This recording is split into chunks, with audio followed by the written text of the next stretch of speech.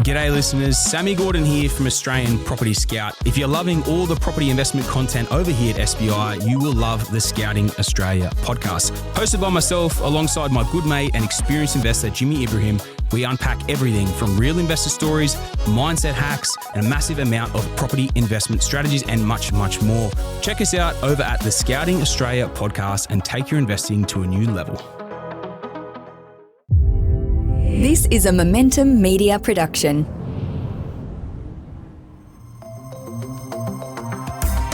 Welcome to the Smart Property Investment Show, the podcast by investors for investors. Oh, good everyone. Hey, gang. Phil Tarrant. I'm the host of the Smart Property Investment Show. I hope you're well today. We're talking about property management. That's something that I get stuck into every now and then. Often I get a bit of a bee in my bonnet and it sort of channels my focus into property management. Yes, we talk about a lot about buying property, investing in property, how you go about investing in property and all the different strategies for doing it. But this is the Smart Property Investment Show. What the smartest investors that I see and what they do is that they're able to manage their properties effectively. And it can be tough. And sometimes, like myself, it could be deprioritized in terms of how much energy and effort I'm putting into it. And sometimes I let my administration wane a little bit, but then I'll get stuck back into it and try and fix it and repair it and do a better job. And I'm sort of in that motion right now. And I've been spending a lot of time around the management of the portfolio that we have within Smart Property Investment. Yes, I use Property Manage for everything. I can't imagine anyone trying to manage a property themselves and invest in property themselves. So we've got some very good property managers that help us out with this. But then, you know, I'll probably annoy them because I ask them the same question 1,000 times. Oh, what's my rent? When's the lease renewed? But I've gone through that motion, lifting a lot of my rates at the moment. And this is the effectiveness of smart property management is how well you can hold your properties with the highest yield you can possibly get, minimizing expenses where you can by repairs and maintenance as required, but making sure you're getting the right rent. So lots to talk about. We're going to chat things all through property management today, but I don't have any properties in Tasmania. I know a lot of property investors do, but I do have a property manager, a real estate organisation out of Tasmania, persuaded them to come on to the show to have a yarn with me. LJ Hooker Devonport joining me, Melissa Burtt. She is property manager, principal, and making things happen on the north coast of Tasmania. How you going, Melissa? You well? I'm well, thanks, Phil. Very well. So is thousands of investors still flocking down to Tasmania to buy property? They were all down there about 4 or 5 years ago. Is it still a lot of activity? We've still got some investor interest, which is great, probably because our yield is still quite strong along the coast, and it's still about a growing demographic down here as well. So lots happening in our state, which is really exciting, lots happening in our region, which is really exciting. We've come through the rental crisis like everybody else, but we're still holding our own. Are you Tasmanian born and bred? I am, yes. Never thought you'd go up to the mainland. You're happy down there in Tassie? Oh, look, I had plenty of opportunity, particularly in past career choices, but our lifestyle here is better than anywhere. So you won't get me leaving. Well, I've been threatening to come down to Tasmania for a little while to look at property markets, and I know it's been, for a lot of investors who invest in the right time in Tassie, they've had stellar capital growth and also the rents around that. So we can get into that. How did you end up in property? What's the backstory, Melissa? So I spent most of my life, my working career in finance. So that was accounting, some HR, payroll, then banking and financial planning. Took a break from that high-pressure environment for a couple of years. And then Michael, who is now my business partner, who I've known for a very long time, called me one day when I was doing a bit of a roustabout job and asked me what I was up to and whether I'd be interested in going on board. I promptly told him to go away, that I was very happy doing what I was doing and didn't want a high-pressure lifestyle again. He called me, I think, about 3 weeks later and asked me again, and I said I would give it a go. So that would have been 7 years ago now when I joined Michael at a previous agency. We were both working as property consultants selling for that franchise. And maybe around 2 years later, we made the decision to start our own company and come under the LJ Hooker brand. Okay, so you set up your own shop under LJ Hooker, which is a very good and well-regarded and been in Australia for a long time real estate brand. So you're doing residential sales, and then Yes. like most real estate businesses, they morph into property management at a point in time. Which one do you like the most? It's really funny because I think most people do have a preference towards one or the other. I had a very successful sales career and combined that with how Michael and I did business as dual agents. That went very well. When we started our own business and we wanted to grow, the opportunity was there to bring in other agents as dual with us. So that happened. We each had somebody that we were mentoring in the role and dual listing. Michael is still with Tyler doing that. Unfortunately, the person that I was working with decided that real estate was not for her. So I was working on my own again as a sales agent. And then our business changed again, and there was opportunity for me to spend more time in property management. So that forced that decision. And I love property management just as much as I love sales. Now, that may be because I am the director and ultimately it's all of my responsibility. But actually being with people and helping people solve their problems, whether that's our owners or our tenants or even potential applicants, is where my day is really spent now, and that's the part I love. So I think part of that sales role does relate to property management because you're negotiating and you're solving problems for people. Yeah. I don't get the highs and lows in property management like I had in sales. Sales is such a roller coaster. Yeah. I don't miss that so much now. My lifestyle is very different now, and I like the fact that my day can stop in the evening. I still do some sales work, so occasionally I'm still getting those after-hours calls, but it's not constant like it can be. So I love them both. Love them both equally. And, you know, creating a business inside of real estate, the typical way of playbook is generate really good income through sales and build out a long-term asset in your rent roll. And it works well over time. And for many real estate agents, the rent roll part of it is, you know, an eye towards the future and something which has quite a lot of value. But this is not a podcast around the business of real estate. It's for property investors. And I'm probably, I don't know how many you have on your books, landlords, but I'm one of those clients, landlords who can be really, really cool or probably a real nuisance. And I'm very conscious of that. And, you know, property managers really are the glue. They're the engine for all investors to grow and drive growth and better manage their portfolios. Often, I don't think property managers are always treated well by investors. They give them a hard time and they're not happy. It is a tough job. And I can report that for those of you who are using property managers, you got to look after your property managers because they deal with a lot of stuff every single day and it can be quite tough. I remember speaking to the CEO of Real Estate Institute of Australia pretty much saying there's a crisis in Australia, a shortage of property managers. Like I can't remember the numbers, like 10,000 short. We need more property managers in Australia. It can be a really good, interesting career. And I know a lot of property investors who start investing in property, they go, hey, I'd like a career in property. I would highly recommend considering property management as something because it can be a really satisfying and fulfilling job, particularly when you look at why property investors invest in property, and it's around wealth creation and giving them choice in the future. So, you know, you are essentially an asset manager. You are a key part of a property investor's A team to help them get what they can out of property. But I imagine around some offices sometimes, my name is Mud, Melissa, they just go, oh, that's this guy again. He's hard work, he's fits and starts, and he's always wanting rents to go up, and then we don't hear from him and he never gets back to us and he doesn't really get it. Is that pretty normal, or am I a bit of an anomaly, do you reckon, Melissa?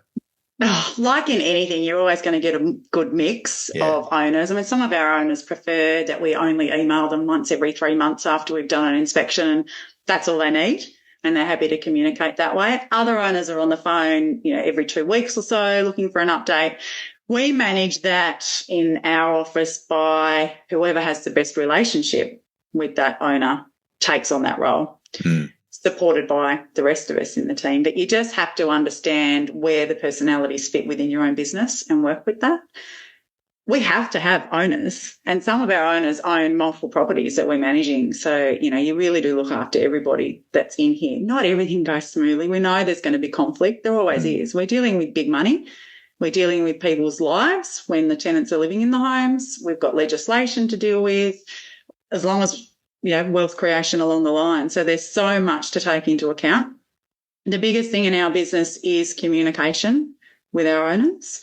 we are in contact with them constantly. So one owner will get, a phone call from us as a business owner once every 6 months, and we switch that around. So the first 6 months, Michael will ring the owner. The second 6 months, I'll ring them. So they've always got contact with us. That same owner will also have contact with all of our property managers. So we don't run an individual portfolio per manager. Everybody looks after everything. So that one owner will talk to 4 or 5 of us during the course of a year around what's happening with their property. And again, if there's an issue, you've just got to select the right person to talk to them. Yeah, depending how big the issue is, right? Yeah, correct. And it comes back to the point, be nice to your property manager. Like it is, they are your asset manager. They look after your property. So they will make sure that you get the right tenants into that property. The property manager works for you, remember, but they also have a duty of care to the tenant. So what they do is they sit comfortably in the middle and make sure everyone's happy. Repairs are done when they're required. Repairs that don't need doing often aren't done. Being able to manage the expectation of landlords, often who might not have deep pockets to continue to do stuff for a property. So it's a real symbiotic relationship. And I've got quite a large portfolio. I couldn't do it without property managers. So I must buy something in Devonport so I can start using you guys. Or what's the market like down there at the moment? Give me a sense for it all. So where is Devonport? Give us a geographic sort of picture of it all. Yeah, so Tasmania is heart-shaped. I think everybody understands the general shape of Tasmania. We are right in that crease of the heart at the top, right in the centre of the northwest coast. It's where the Spirit of Tasmania docks. So we're a port, hence Devonport. We're quite rural as well as being a city. We're a small city, but that's where we're at. The whole of Tasmania's had a bit of a resurgence of late. COVID certainly pushed that along a little as well. But what we do have in Devonport is lifestyle. And like I said previously to you, Phil, I'm never going to live anywhere else than right here on the northwest coast, and lots of people understand that. So we don't have, huge manufacturing in this area. We used to have, but that's gone by the way. It's now a lot of tourism, the rural aspect. We do have new hotel here, which has created a lot of employment for us. That's really lovely. We've got a great supportive council here as well. It's good. We've got a good environment to live in, work in, and as an investor, we need you, please. As I said, we don't have the rental crisis anymore, but the number of investment properties available for our tenants is not that large of a pool for them to choose from. Okay. And the rents and you need more yields landlords down there with rental properties. So Devonportians, if that's such a thing, can actually have somewhere to live. So how has the market performed over the last sort of 5 years? Really well. So, I mean, we had times there as sales agents where we could have sold a property in a day. We didn't because we're smart sales agents and we work for our vendors. But it was certainly moving along pretty fast, and our days on market were very short. We are lucky enough here that we can use an offers over pricing strategy when selling as well. Okay. So that worked very well in our market, and some really great results occurred. Alongside of that, the rent yield was increasing pretty phenomenally as well. So the yield was still really good. So the market at the moment is still okay. Some people will tell you it has quietened. Where it has quietened is when properties are overpriced. Now, that's not unique to us. That's everywhere. But if you price a property right, it will sell, and it will sell for the right price. So that's where we are at. There are some opportunities for investors, but with everything in Tasmania, you've got to take a long-term view. So you won't get massive capital growth in the short term. It has to be a long-term view on that. If you check the graphs on the sales, we run along quite smooth for a little while. We'll have a rise, and then we run along quite smooth again. So you've got to be prepared for that. And the property market in Devonport, and you've also got an office in Alveston. Did I say that correctly? Alveston, close. Alveston. Where's Alveston? Is that down the coast a bit, is it? Yeah, it's 15 minutes to the west of us. Okay. It's not quite a city. It's a great little seaside town over there. Little slight difference in demographic compared to Devonport, but lots of great schools and a great little town centre over there as well. A great little spot to live. And we run right along the coast with opportunities through to Burnie, which is the next city along the way. And Burnie's got a little bit more of a manufacturing engine to it. I know there's sort of quite a lot of defence companies in and around sort of Burnie. So that whole bracket, I've got to get up there. It's I've been to Tassie, but not for some time, and I do like it. It's a really nice part of the world. It just reminds you just how big Australia is. So property prices in Devonport, what would they range from? What would be sort of your lowest sort of price point all the way to the fanciest place in sure thing. So you can buy a property in Tasmania that needs a bit of work, so a renovator, if you like, for $370 for a 3-bedroom. Okay. That would be a weatherboard. Needs a little bit of work, as I said, right up into, we've got the $1 million properties. We've got the 1.4s and the 1.5s. They're pretty specky. They've got the beautiful ocean views that we're very spoilt with here on the northwest coast. So huge range of property prices within that. A 4-bedroom, 2-bathroom, brand new home in the area you could purchase for around $600,000 to $700,000 would be about the norm there. Wow. And it's a cost of living crisis. It's very different prices to what you get in other parts of the world. Hence the reason why a lot of people are sort of moving. I know COVID was an accelerator to it as well. Can you fly directly into Devonport from Sydney? Is there a direct flight? No, you got to come in from Melbourne. Yeah. I remember I went to King Island once and I really liked it, which is sort of near you. And I went, geez, I could live down here or have a holiday place down here, but you got to go to Melbourne first and then head on over. So maybe that will open up. And I will get down to Devonport to go and check it out for a lot of our investors. So what sort of investors do you have? Are they locals, like Devonport locals buying investment property, or you've got a lot of out-of-state investors down there? It's a good mix. So in our portfolio here, it would be around 50-50. So we would have 50% interstate investors and the other half would be local. What we find happens, and this would happen everywhere, I guess, is you get the step-ups. So they purchase their first home and then they keep that in their portfolio and then build or purchase their next one to go into. So that's happening quite a bit and has happened quite a bit in the last few years. Cost of living will dictate whether those owners keep hold of those, but I'm often having the conversation that they'll never buy an investment property as cheap as what they bought that one. So that's a constant conversation to have, because some of those people, if they bought prior to this boom, might have only paid $200,000 to $300,000 for that property, and they're now achieving $400 to $450 a week in rent. It's pretty good yields. Great yield. Yeah. So cost to hold, even over the interest rates, is still pretty good then. Yeah, absolutely. Yeah. So there's quite a bit of that happening in our area. We are starting to notice some investors are dropping out of the market, particularly those that did purchase prior to the rise in the market. They're just cashing out, are they? They're just redeploying that elsewhere, that coin elsewhere. And there'll be another cycle for Tasmania, because I know Tassie was quiet for a while and then it had a really good long surge of price growth. And a lot of people were like, okay, it's finished, that's it. And it just kept going and going and going and going. So, like property investment is all about timing the market as much as time in the market. And it's good to have seen so many property investors capitalise on Tasmania. Melissa, I want to have a chat about effectively managing sort of real estate down there, but we'll just go to a quick break. Stay with us, everyone. We'll be back in a moment. Are you looking to invest for a big return, but are unsure which suburb is up and coming and guaranteed to give you the most bang for your buck? Smart Property Investment and Pure Property Investment have unveiled the Fast 50 report for 2025, identifying the suburbs backed by research that are giving investors the highest returns. Don't make any investing decisions until you read the free report.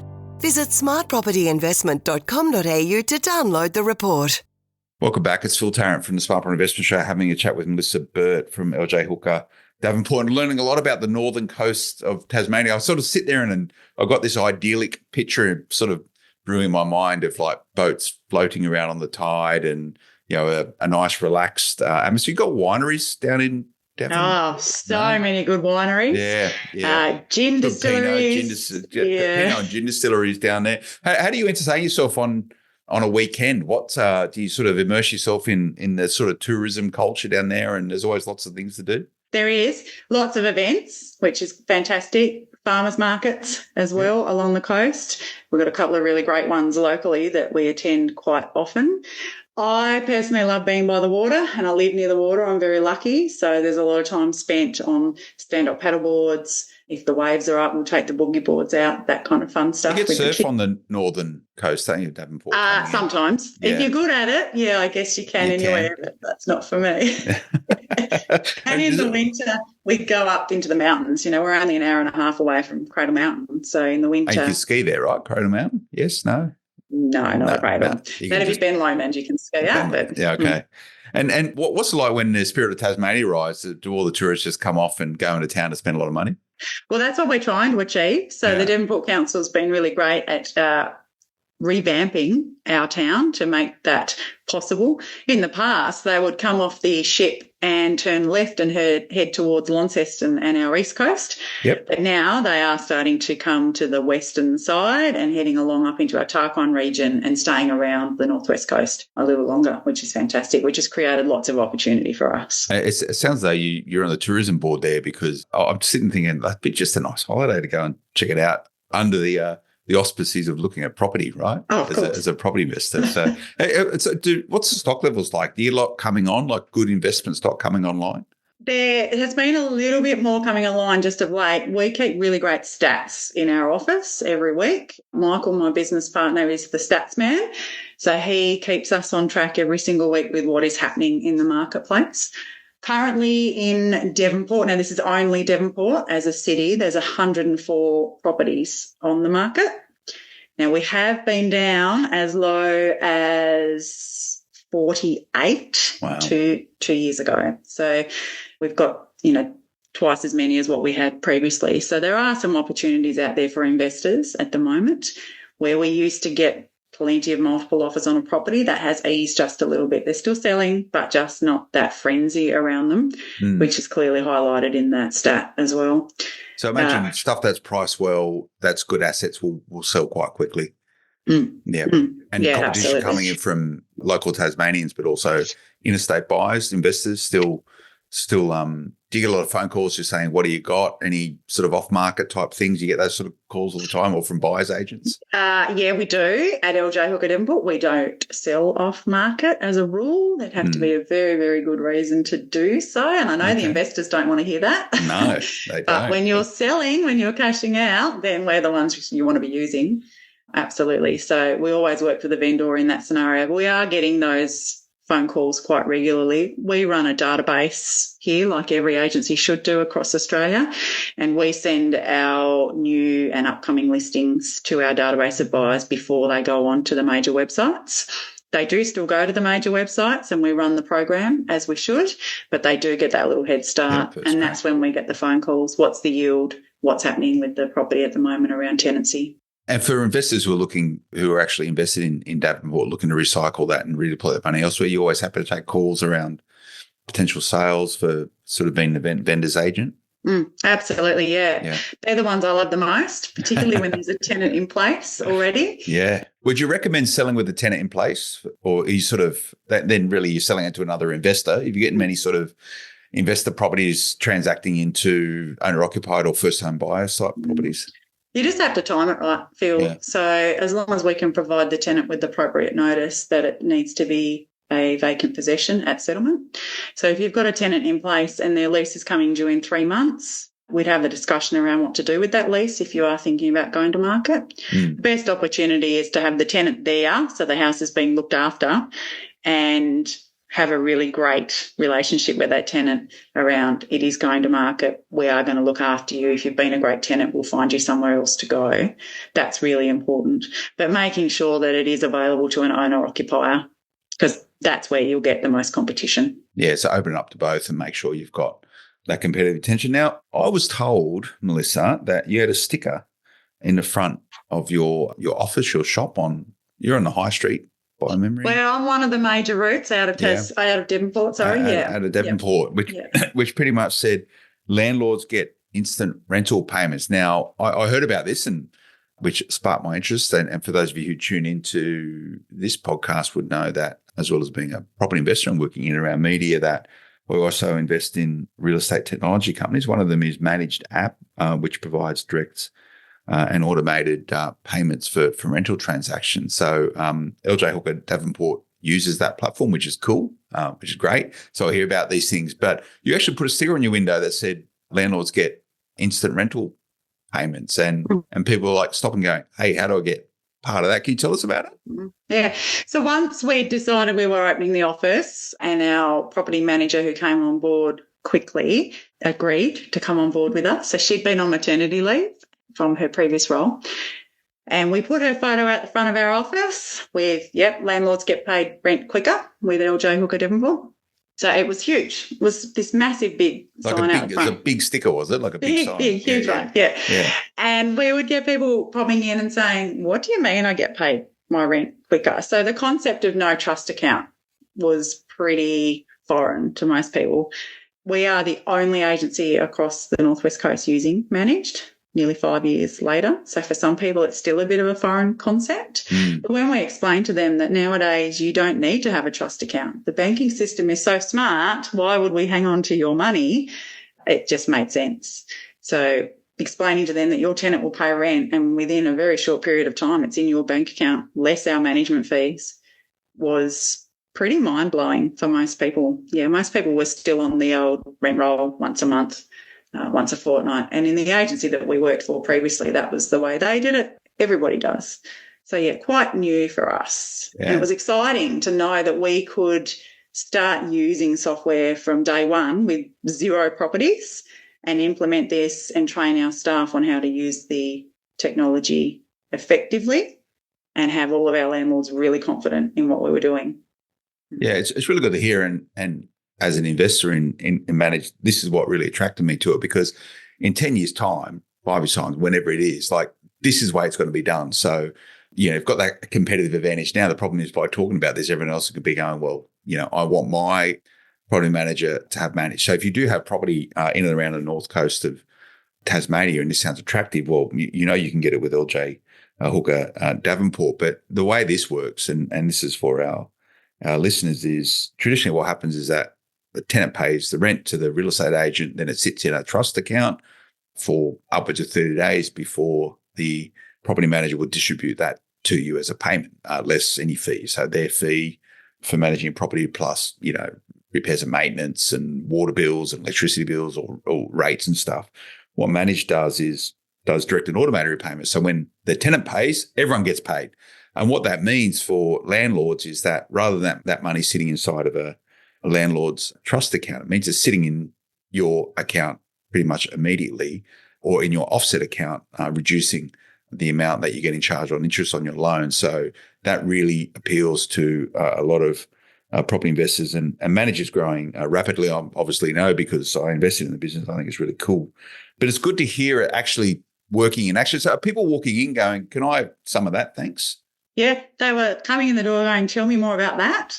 Whether they were frustrated or whether they liked the idea of the new technology, either or, we had both scenarios. I mean, whenever you take over a property from another agency, there's always a reason. But we have had people come to us saying, I want that direct processing system. The other benefit for us in our business of using Managed is with our tradespeople. So they get paid quicker, which means they actually want to do work for us. I'm happy you brought that up, because getting tradies, I know in some parts of Australia it's nearly impossible, but here's a hot tip. You'll always get a tradie into your properties, whether or not you're an owner-occupier trying to get a reno done or you're a property investor trying to get some stuff done. Hot tip is that you'll get tradies into your property. They'll make themselves available if you pay them quickly.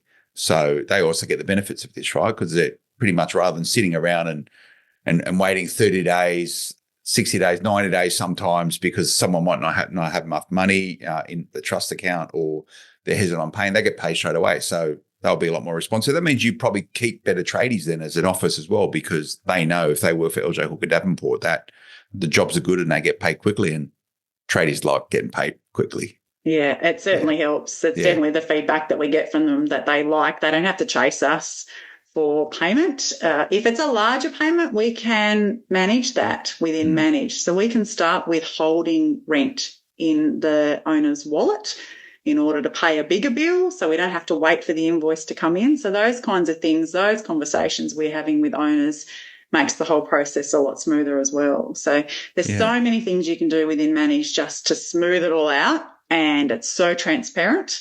for everybody involved. Everyone knows exactly what's happening at any point in time. The owner gets their login, they can see what's going on. The tenant can log in and see when their rent is paid 24/7. They don't have to wait for us to be open. The tradespeople can see their work orders with the click of a button and see where their payments are up to. I'm so happy that I get this sort of feedback firsthand, because normally I only get sort of second and third hand feedback that it is working. But as a property investor, I always put my shoes in the property investor's point of view. How much of like getting that money quickly and putting your offset account to reduce mortgage repayments is a key thing? Or is it more around like, because I know, trust accounts still you see all the stories all the time around crooked agents stealing from trust accounts, right? It sort of protects the dough as well. It does. And that's what really drew us to Managed App in the first place when we were looking to partner with a software program for our property management.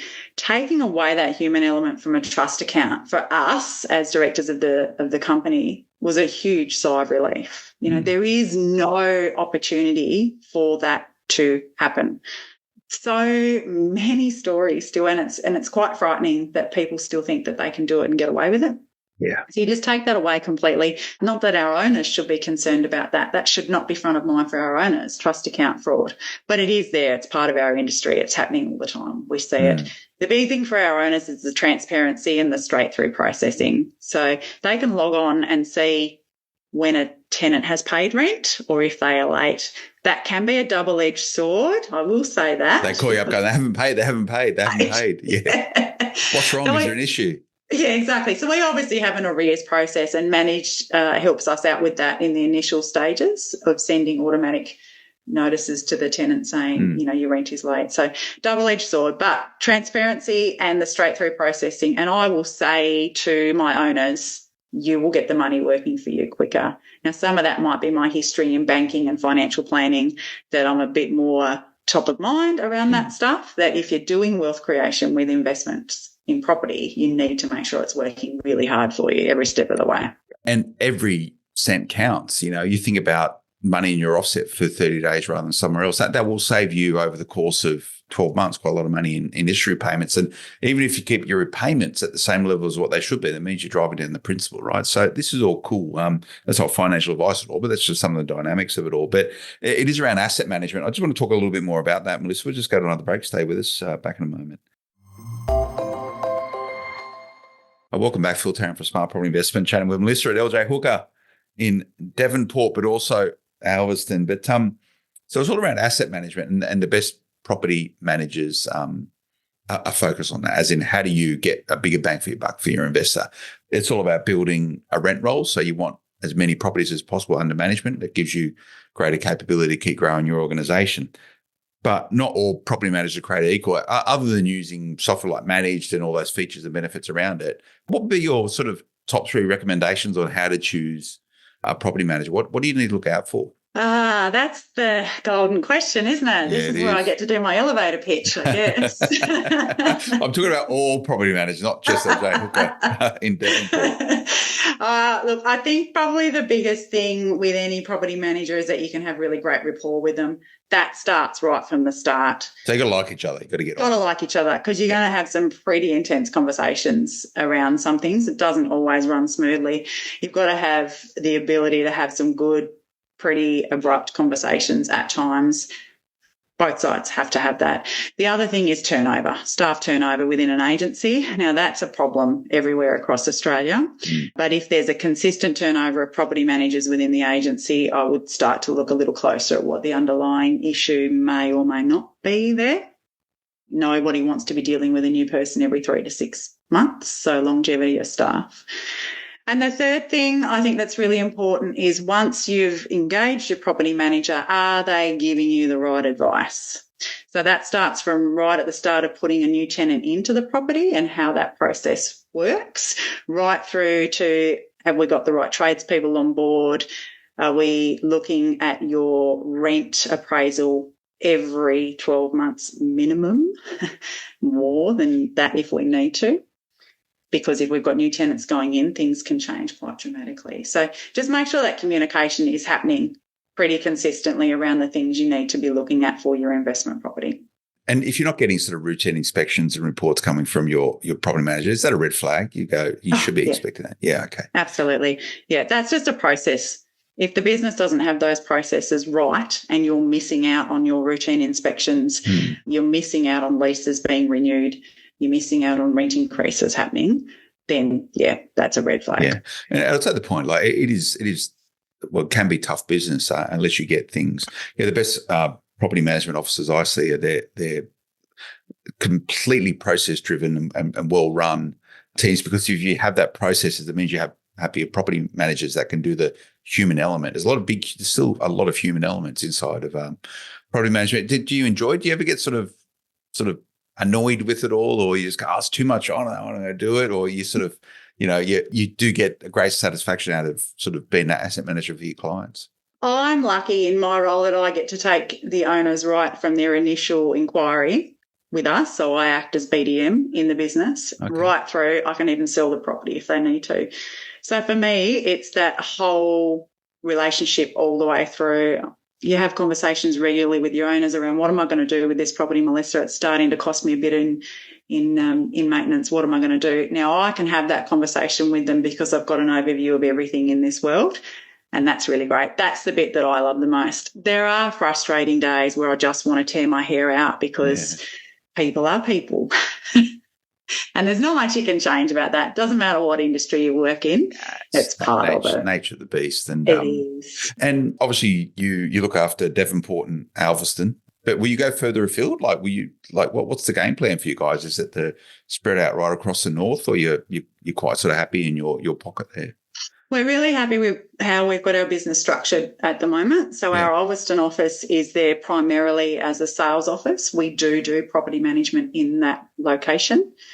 Whether or not we expand any further, we have no plans to buy a rent roll. That's not in our business plan, which might be a little bit different to other business plans. But we've grown from 0 to 197 today, properties under management.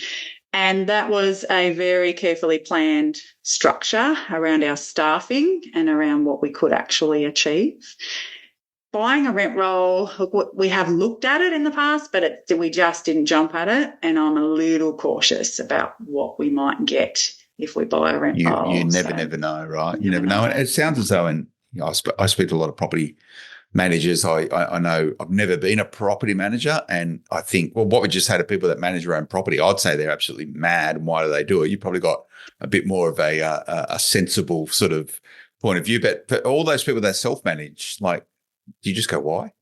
I do wonder why. I understand it's a cost saving, and when you're investing, every cent counts.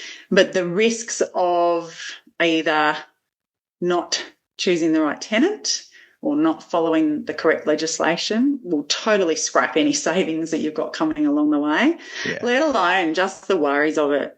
Has my tenant paid rent? How am I going to chase them up? Is there maintenance to be done? I forgot to do the inspection last month. I'll just wait for the next one. It's really easy to slip into those habits, and we see it. So we'll get phone calls from owners quite regularly saying, I've been managing this privately. I need your help. I'm done. Take it, please. And I'm, because I don't have any investment property in Tasmania, I'm a little bit disconnected from some of the rules around it from the Tasmanian government. How often are you allowed to increase your rent in It's once every 12 months. Okay, so same as in Melbourne and stuff. And I know in Melbourne you've got to get like gas and like water checks and stuff, electricity checks done now. Do you got to do all that sort of stuff down there as well? In Tasmania, no. So the legislation has not caught up to that yet. Okay. And with everything, it's all going to take time. So our Tasmanian legislation, please don't talk too much about it because we really like it. That's, all right, let's not talk about it. Don't worry about it. It's all good. It's working okay as it is right now. No, it's good. Well, thanks for your time, Melissa, and for all of our investors out there tuning into it. I speak to a lot of property managers, and, you know, not only have you got that advantage in terms of pretty much instant payments to landlords, it sounds like you also run a really, really good shop. So you'd be happy to take a call from anyone who goes, yep, I like what you're saying. Hey, can we have a chat and you can talk, I don't know what you charge and all that sort of stuff. That's you can have that discussion with investors. What's the best way for people to track you guys down?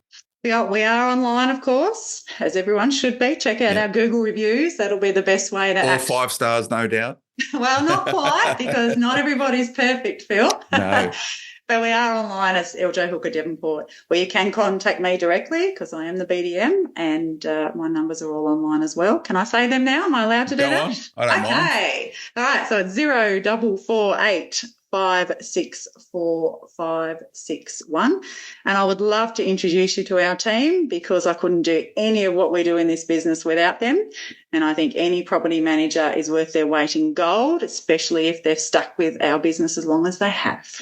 There you go. Looks like it's and even if you sort of got a property manager now and I'm the same, I get frustrated sometimes. I go, oh, maybe I should see who else is out there, and I go, oh, it's too hard, it's too much work and effort. Like, it's not that hard to change management, right? Like, so simple. I'll actually do all the work for you if you like. Okay, so if you just go, yeah, we're on, just sort it out for me, no worries. Yeah, absolutely. Okay. All right, well, there you go. That's a good offer. Go and track down Melissa Burtt, LJ Hooker Devonport. That's Devon Port. Why Devon? Is that that's a sausage meat, isn't it? By memory, I used to get on my kids' on my sandwiches as a kid. It was Devon. I tried to feed it to my own kids. They wouldn't have anything to do with it. I grew up on this. It was the 80s. Come on. It all comes down to the tomato sauce, I reckon. You need the tomato sauce. But I'm going to come down to Devonport and check it out. But Melissa, thanks for your time. Really informative.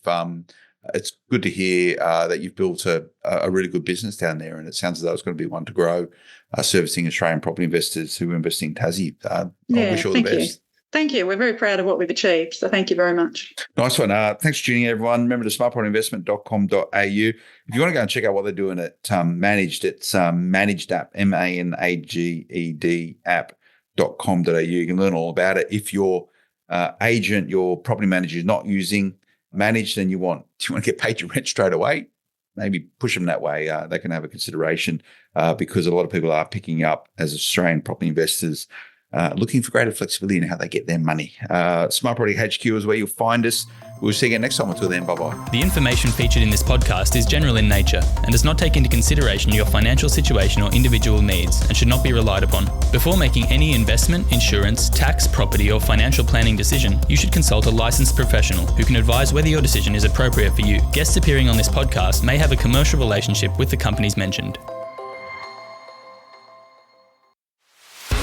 Feeling trapped by rising interest payments? Escape from mortgage prison with expert refinancing assistance from Finny. We have helped hundreds of borrowers break free from higher loan repayments by finding a more suitable loan. Our expert team can quickly assess your situation, and if there's a better lender available, we'll find it fast. Don't delay. Call today. Speak to a Finny mortgage specialist on 02 8866 2444 or visit our website at www.finny.com.au.